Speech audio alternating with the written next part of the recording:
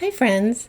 In this video I want to show you how to crochet a spiral crochet technique to make splatter covers for your splatter screen. If you use splatter screens when you're frying chicken, frying bacon, you know that the splatter screens don't really keep the grease from splattering onto your counter. But with a cotton crochet splatter screen cover, it's got you covered. No more mess. So to get started with my screen cover, I have scrap yarn here. I'm going to make it look reasonably attractive. It's just going to get very messy, so I'm not too worried about it being perfectly matched to my kitchen, but if that's what you like, certainly use that.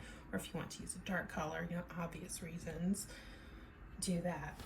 And then I have the inexpensive cotton from the Dollar Tree here because I'm going to make more than one. I'll probably have about 4 by the time I'm done. I use the splatter screen multiple times a day. Alright, so to get started, I'm working this in what's called a spiral. So instead of working a circle that has gradual increases, I'm doing it in a continual spiral technique. So I've got a 5.5 millimeter hook, and this is category 4 cotton. Only use cotton for anything in the kitchen that's going to be around something that's warm or wet, because cotton is not flammable like acrylic. And then I also want to mention to keep these clean, because of course they're probably going to be the grimiest thing in your home that isn't maybe under a leaky oil tank in the car. What you can do is use Dawn dish detergent. That is an excellent oil and grease cutter. Give them a swish in that or a soak in that for a few minutes before throwing them into the washer, or hand wash them that way, or spray down with Simple Green and then wash them, because that will break down the grease. Laundry detergent doesn't do it quite as well as dish detergent because it's not expecting to get something flooded with oil like our pots and pans do. Okay, so the 5 millimeter hook, and this doesn't need to be tight because even with a looser gauge like this, oil's going to have a hard time getting through it. All right, so I'm going to chain 3, and this will count as a double crochet, and then I'll go back into that first loop and double crochet 11 into it.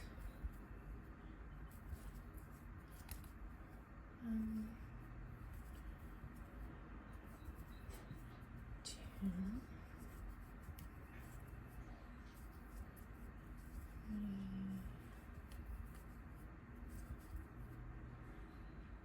4.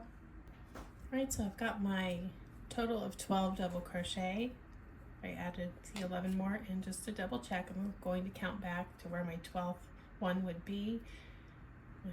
2, 3. It's this one here. And have some kind of stitch marker ready. I'm going to use a safety pin. I just find those easier to remove when I'm having to do it so frequently in something like this. Alright, so now I know that's my stitch I need to work into. And I'm going to work 2 double crochet into that stitch. Oops.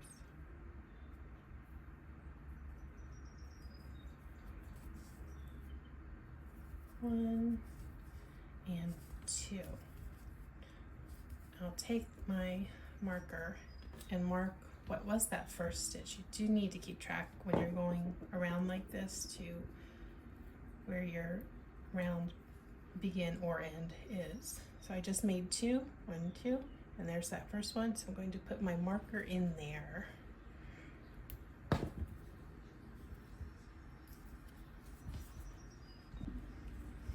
Then I'll just continue to work 2 double crochet into each stitch around.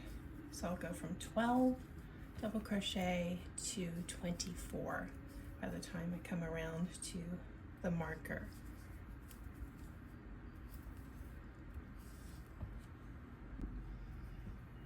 23, and then this is my 24th stitch.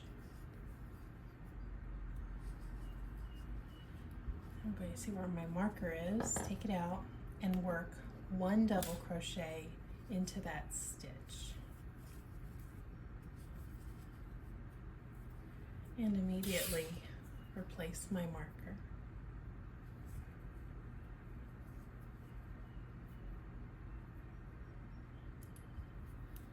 Then in the next stitch, I will work 2 double crochet.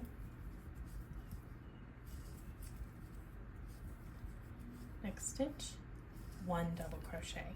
So I'm going to continue to alternate 1 double crochet, then 2 double crochet in the stitches. And that will take me from 24 stitches to 36 stitches around. And I'm going to change my color pretty soon. I think I'll wait till I get to the end of the round. I don't want too much of the light color on here. And I'm getting near my end of round, so I'm going to use the next color here. It's kind of light sage color. And I'm going to incorporate it by working a magic knot. I'll show you how I do that. So this is the yarns coming in different directions. So I'm going to do a knot,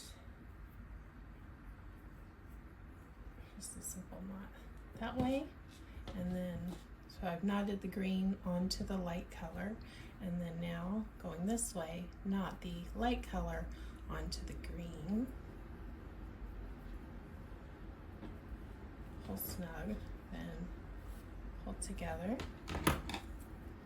And with cotton, this doesn't work with the slippery yarns, but it works just fine with cotton. And that way I'm not dealing with weaving ends.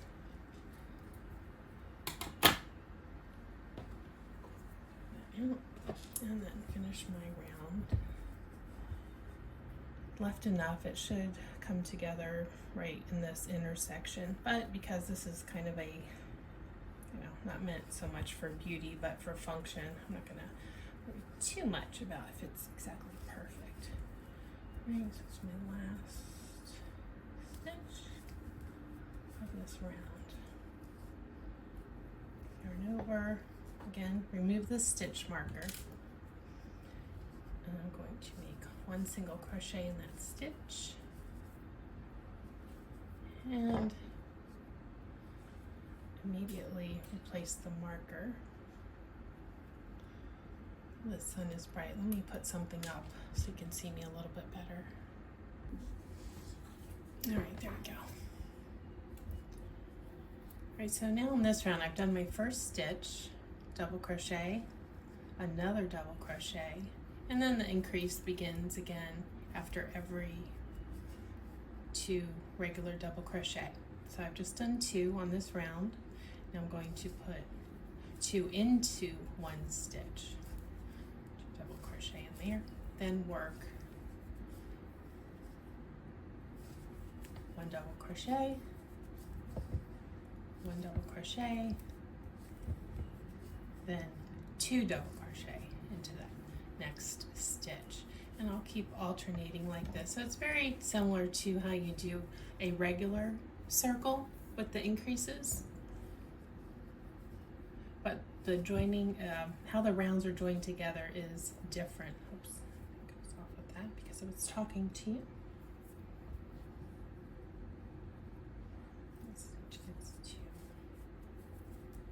You see how it makes this continuous spiral? I like that look for some things. I have a placemat pattern done with spiral. Put a little image of it up here and link you to it. It's done almost the same. So the size of this, you want to work it to, mine's going to be worked to the size of my pan and not to the screen, but I am going to make a larger one that fits the screen. So since I'll have several, I'm going to have options. And I have my reasoning for wanting it that way. So I use the splatter screen on different pans. Most of my pans I would say are about 10 inches, but mainly I use the cast iron frying pan, and it's 10 inches. Sometimes you use these for when you're browning things in your Dutch oven, and sometimes if it's, you know, a fatty meat or chicken skin, it's going to splatter around, so maybe you want it to fit something that fits that size without the overhang. Even if you're just a casual user of your skillet, like when you fry chicken, you like to put a cover over it, right? So the chicken cooks inside without the outside burning. There's a happy medium there. And so you can put a lid on that will capture the steam from the lid, and then from this direction, and then coming from this direction, it will capture the oil that's coming from the bottom. So this is going to be something you'll get a lot of use out of. So I'm just continuing to alternate 2 stitches with a double crochet and then 2 double crochets into that 3rd stitch. That's the sequence for this round. We're going to finish this round, and you want to, you know, make sure that you're evenly spacing the increases, otherwise your circle won't lay flat. I have a tail under here, so it's puckering a little, but that's the key to a flat circle. Now again, going to increase by 1 increment on this round, and you'll keep doing these types of increments until it is the circumference that you want. So first stitch, 1 single crochet,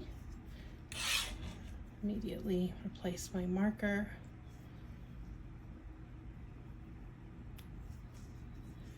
and then work 2 more double crochets in each, or 2 more stitches with 1 double crochet.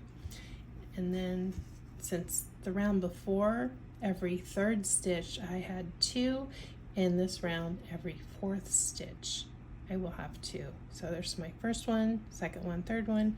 Now my 4th stitch needs 2 double crochet for the appropriate increase. And then the next round it will be the 5th stitch, round after that the 6th stitch, and that's probably going to get me to the size I want. So I want to do a 9-inch for my Dutch oven, 2 10-inches for my most frequently used pan, and 1 that is as big as the splatter screen, just in the event that I need it whenever. So 1, 2, 3 stitches with 1 double crochet, and then my 4th. I will come back and show you when it's done. You see how this is kind of a loose, open, flexible cotton round. So this will allow some of the heat out of the pan. It won't be completely, you know, enclosed. Cotton is breathable anyway, but we also want to be safe in the kitchen. So this should work beautifully for my purposes. So 1, 2, 3, 4, and I might 2. Okay, let me work up some more and I will be back.